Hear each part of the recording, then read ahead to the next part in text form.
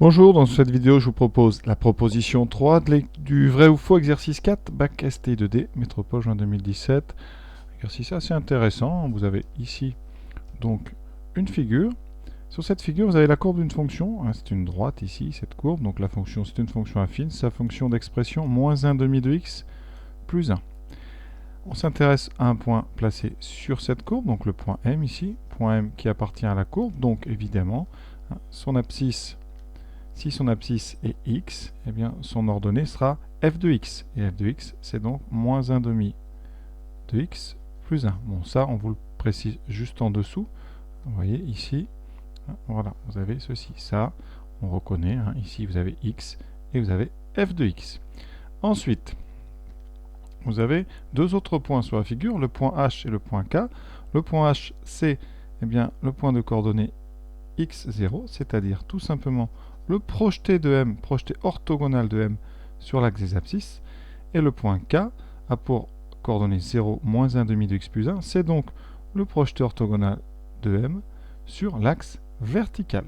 Donc la figure OHMK, c'est donc un rectangle. On vous le précise, c'est un rectangle tout simplement parce que le repère est orthonormé, donc on a vraiment ici un angle droit entre les deux axes, et donc ici, par projection, on a des angles droits partout, donc on a bien un rectangle. Alors, la proposition, c'est quoi? L'aire en unité d'aire du rectangle est maximale lorsque M a pour abscisse 1. Donc, première étape, on va déterminer l'aire du rectangle OHMK. Alors, c'est un rectangle, donc l'aire, c'est la longueur fois la largeur. Ici, ça sera donc la distance OH, enfin la longueur OH, multipliée par la longueur MH, qui est aussi la longueur OK. Donc il faut calculer OH et OK. Le point H ayant pour coordonnée x0, ça nous donne donc la longueur OH, qui est donc la valeur absolue de x. Attention, x peut très bien être négatif. Alors dans le texte, qu'est-ce qui se passe? La courbe f, donc la fonction f est définie sur l'intervalle 0,2, donc x est positif. Donc ça veut dire que la valeur absolue ne servira à rien. La longueur OH, c'est tout simplement la valeur de x. Deuxième chose, le point K a pour coordonnées 0, moins 1 demi de x plus 1.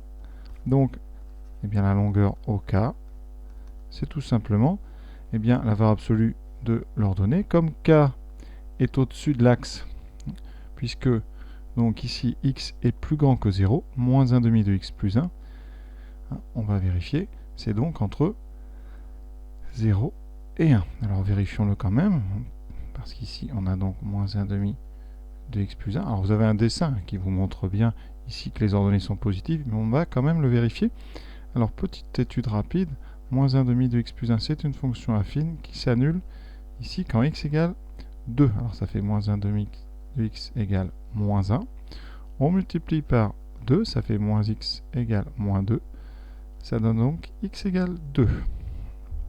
Donc, si on fait un petit tableau de signes rapide, vous allez voir, ça donne x. Ici, on est entre 0 et 2.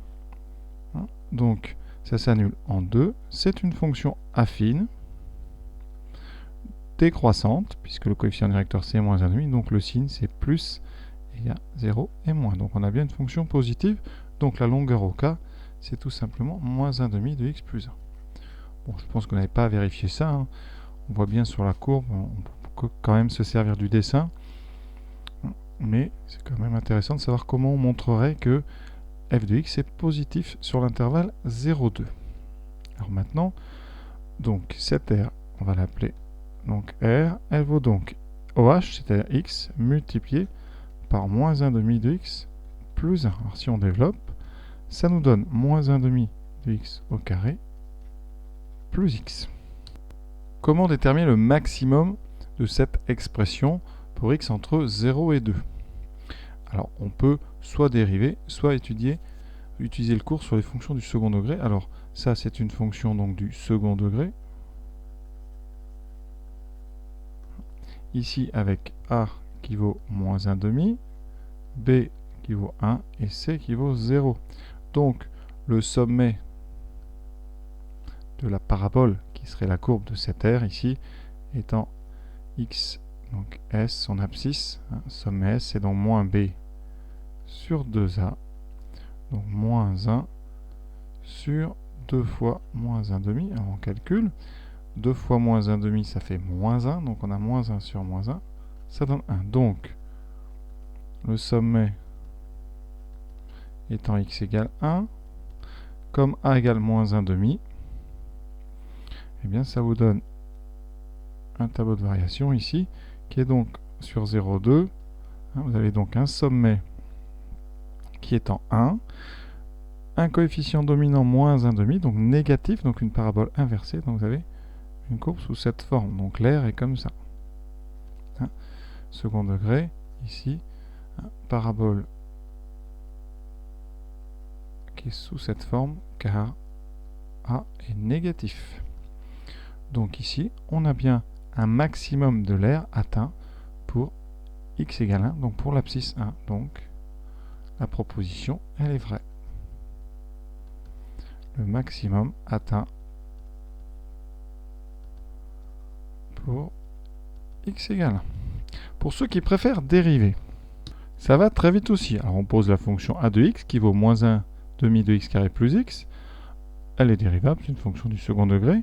Sa dérivée est très simple à calculer. A', ça sera donc moins 1 demi fois 2x, donc ça donnera moins x plus 1.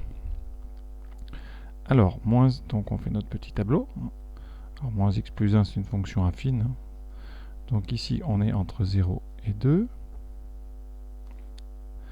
On a donc la dérivée ici. A' s'annule, moins x plus 1, vous voyez, ça s'annule en x égale donc 1. Donc vous avez 1 à mettre ici. A s'annule. C'est une fonction affine décroissante. Donc la courbe, ici c'est une droite qui descend.